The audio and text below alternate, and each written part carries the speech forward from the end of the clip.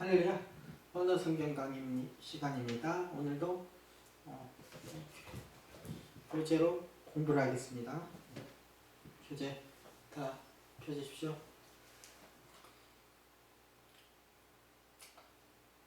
첫 번째입니다. 헬라어 사르데신 에클레시아스. 사르데신 에클레시아스. 사대 교회라는 뜻입니다.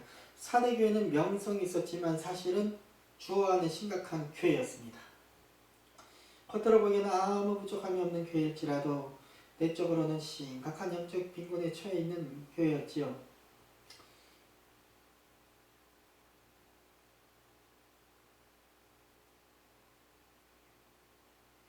또 헬라 문화 가운데 교회는 사회에 큰 영향을 주었습니다. 에클레시아스, 교회, 이는 집회, 모임, 회중, 교회란 뜻을 가지며 사도들의 예수의 복음 전파로 인해서 세계 여러 곳에 세워진 성도들의 공동체를 가리킵니다. 본문에서 사도 요한이 아시아에 있는 교회들 중 헬라어 셰타, 일곱이란 뜻입니다. 일곱 교회 보낸 편지를 쓸 때 언급된 교회를 가리키고 있습니다.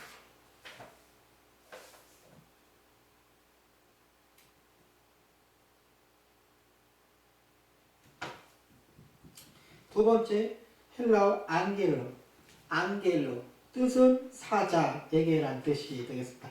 천사, 사자를 나타내는 말이며 사자의 역할은 성스러우며 메시지를 전하고 질문들에 대답하며 공적인 메시지를 전달하는 일을 합니다. 구약 성경에서는 인간 사자뿐만 아니라 천사라 가리키는 말로도 사용되고 있지요. 이는 여호와와 결합되어 특별한 천사의 주의 천사를 가리키기도 합니다. 신약 성경에서는 천사들은 구원 사업의 전 과정에서 역할을 합니다. 이는 사도들을 위해 행동하고 그들에게 하나님의 뜻을 보여주며 그들의 적들을 바라고 있습니다. 세 번째로 헬라어 그랍손 뜻은 편지하기를 란 뜻이 되겠어요. 이는 원래 색이다 파다란 뜻이며 거기서 발전하여 글을 쓰다라는 일반적인 의미로 사용하여 되었습니다. 구약 성경에서는 기록하는 것은 계시의 중요한 표시예요. 계시록의 저자는 교회들에게 글을 써 보내라는 명령을 받았습니다. 기록의 목적은 교회의 성도들에게 바로 믿게 하는 것이 목적입니다. 기록하는 것은 증거하는 것이며 그 기록한 말씀을 믿는 자를 하나님이 큰 복이 임하는 것입니다. 요한은 이 일에 조금도 소홀히하지 않고 기록한 부지런한 자였습니다. 우리도 부지런한 자가 됩시다. 요한처럼. 네 번째, 헬라어 셰타, 일곱이라 뜻이 되겠습니다. 당시 바벨로니아인들은 일곱을 완전함과 동일시합니다.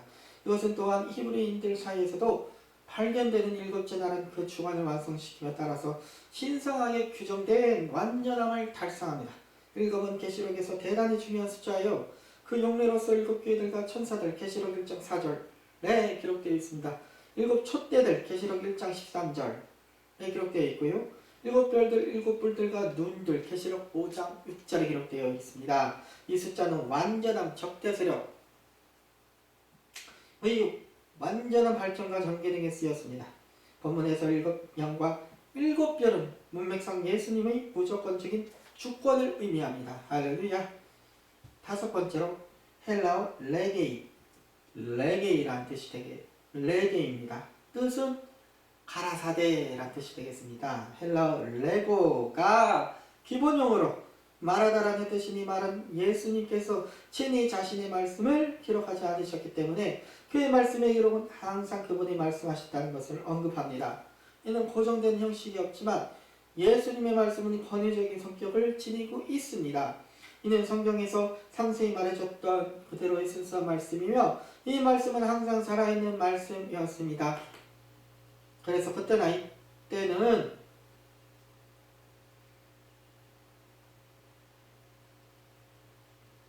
살아있는 생명인 것입니다. 그래서 그때나 이때나 변함없이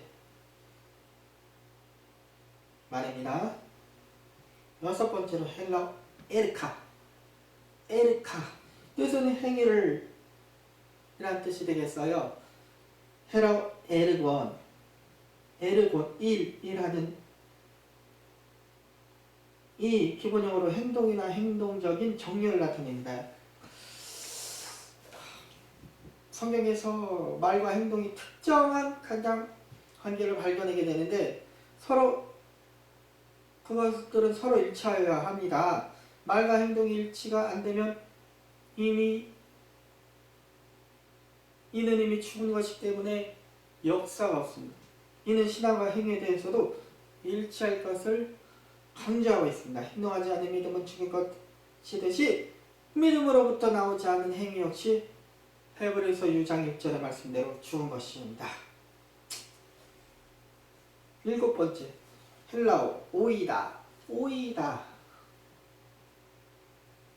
라는 뜻으로 아노니라는 뜻입니다. 알다, 깨닫다, 암이라는 뜻으로 신약 성경에서 자주 사용되고 있습니다.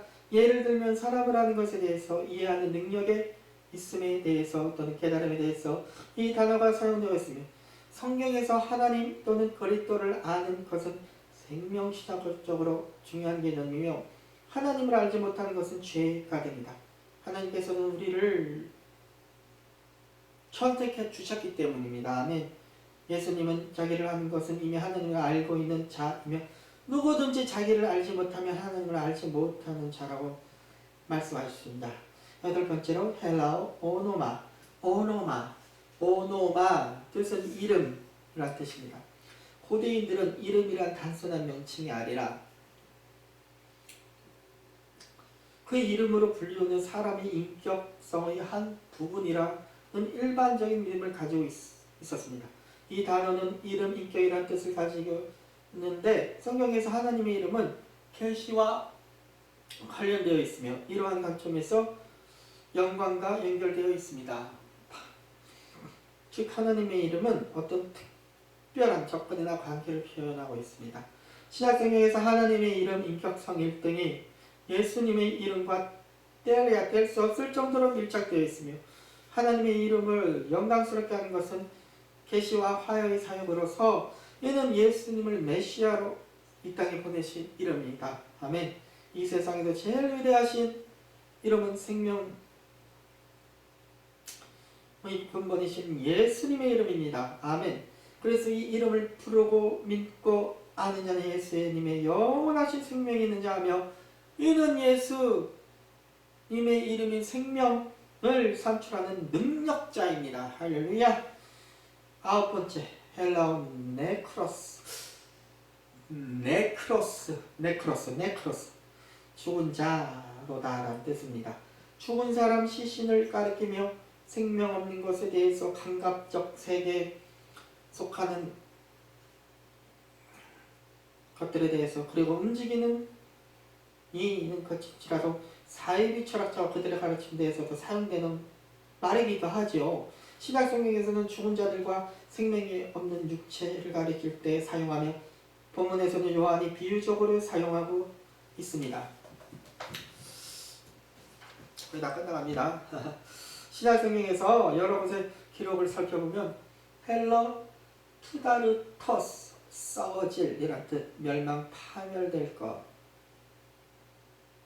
오늘날 교회 안에서도 망령된 것들이 얼마나 난무하는지 우리는 잘 압니다.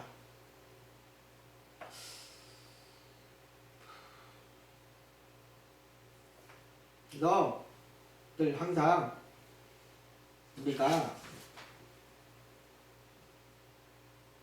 죽은 자가 아니고 우리는 반드시 살아있는 그 생명을 가진 생명을 산출하는 천국 복음을 전하는 자들이 되어야 합니다. 그럼 어떻게 됩니까? 그렇죠. 기도하고 마냥 성령 충만해야 됩니다. 성령 충만 안 하면은 어떻게 되겠습니까? 성령 충만 안 하면 세속에 빠지고 신앙생활에 힘을 잃지요. 예, 기도도